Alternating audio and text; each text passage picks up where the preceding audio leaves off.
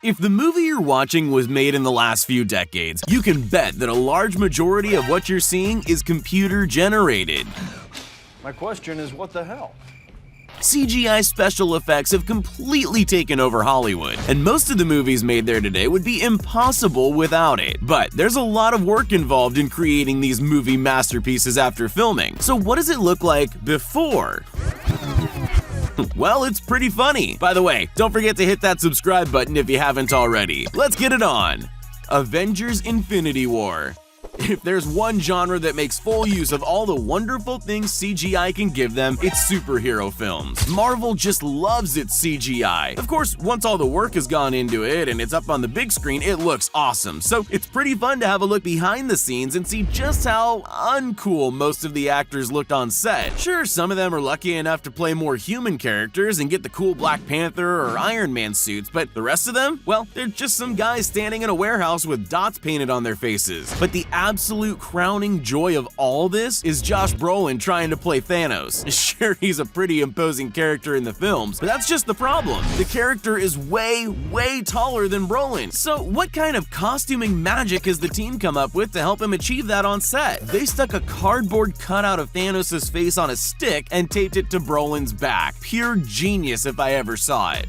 Guardians of the Galaxy. If you want to see two of the most iconic characters from 21st century cinema So what? all rolled up into one film, you know where to turn. Guardians of the Galaxy. That film actually uses plenty of actual makeup and costumes to bring its characters to life, but it won't surprise you to hear that those two icons, Groot and Rocket, were computer generated. It's well worth watching some of the behind-the-scenes shots for loads of reasons, from the huge green screens in the background to the spaceship bits and all the actual real-life pyrotechnic explosions. A lot of explosions. But the best reason to take a look behind the camera is Rocket. Oh, yeah. When he's still just director James Gunn's younger brother Sean, crawling around the set in a green suit. He seems to be really playing the part too. Shame they animated his face out. Jurassic World. After seeing this, you're going to want to start campaigning for a re-release of Jurassic World pre-dinosaur. Sure, we should mention how well all the actors are doing since there are no monsters to be frightened of, but the bigger issue here is just how entertaining it is to watch a pole with a light on the end standing in for a T-Rex. There are so many great moments in this behind-the-scenes footage, like this moment where a crew member sticks his hand through a hole in the wall and makes it snap at the children, or this moment where Chris Pratt has to have a tender moment with a styrofoam dino head on a stick, or this, which I can only assume is the start of a new dinosaur-themed boy band. We really do need a whole film like this. Planet of the Apes. Remember Terry Notary, Harrison Ford's dog? Well, before he was a dog, he was the world's leading ape guy. He's played apes in all kinds of films, but his most famous work was in the Planet of the Apes franchise. But as good as he is at switching from one sort of ape to another with nothing but some arm stilt things and his physical acting ability, he couldn't play all those apes on his own. They needed one actor for every ape because they wanted the first film of the new series to be the only motion capture film to shoot on location outside at that time. So how did they do that? They got a bunch of adults and Gollum, otherwise known as Andy Serkis, together in a room and made them go to ape school, with Notary as their teacher. Game of Thrones. It won't surprise you that Game of Thrones was chock full of CGI, not only because dragons don't actually exist, but also because that would be a pretty big world to build in real life. There were some bits filmed on location, but the more elaborate the story got, the more CGI came in, and suddenly, Emilia Clarke was sitting on a huge, shapeless bucking bronco in a warehouse somewhere, wondering how she's meant to act like she's controlling a dragon. She wasn't the only actor facing those kinds of challenges either. Imagine pretending you're in choppy seas and on fire while fighting a war, when you're actually just standing on a boat in a car park with 60-foot high green screens around you. But the very best has to be the zombie polar bear, which isn't just challenging because it's faceless and green like most models, but because it's actually hilarious. They probably set it on fire just to give actors one thing to be scared of. Solo, a Star Wars story.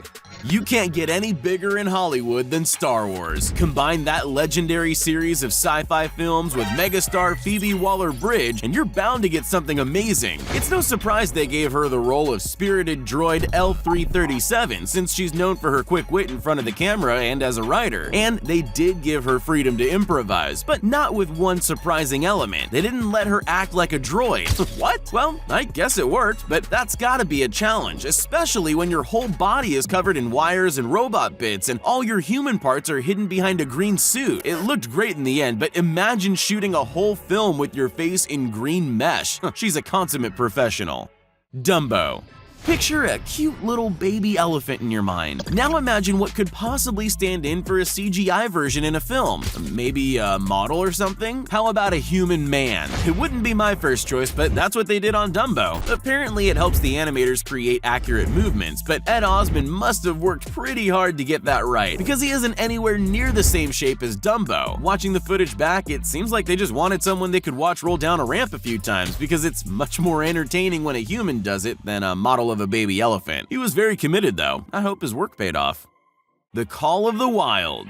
The Call of the Wild didn't get the best reception from critics or audiences, which is surprising because normally people go crazy for anything with Harrison Ford in it. But there was one group who were very happy about it: animal activists. That's because it's a movie about a dog, but with no dog in it, guaranteeing that no animal cruelty happened on set. But how do you make a dog movie with no dog? You call Terry Notary. He's Hollywood's go-to guy for motion capture animals. He was once a Cirque du Soleil performer and now is better known for playing apes in all sorts of movies, but some people would say his career hasn't changed much. He's still running around in a leotard doing odd things, like walking around on arm stilts, trying as hard as any human ever has to convince everyone around them that they're Harrison Ford's dog. This is a job you can actually do as an adult. What a world. Deadpool.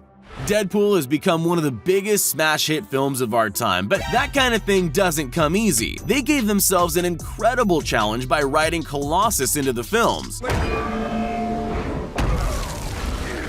The production team were determined to get him just right, so they pulled out every trick up their sleeve, which meant he ended up being played by 4 performers and a shiny silver ball on a stick. No, seriously, there was one actor in, you guessed it, one of those horrible motion capture suits shooting reference movements in a studio. Then they got in another actor to shoot on location in yet another unflattering motion capture suit. But even though he towered over everyone at 6'9", he still wasn't tall enough, so the team put him in platform shoes to match his awful suit. Then they got a voice actor in to do his dialogue and went to the extra measure of splattering special paint all over his face to capture his facial movements with ultraviolet light, so they could combine his face with another actor's face with Colossus's strong jaw. I hope you're following this because I'm not sure I am. Plus, there was the shiny ball that the animators used to make him correctly shiny, and plenty of new software inventions.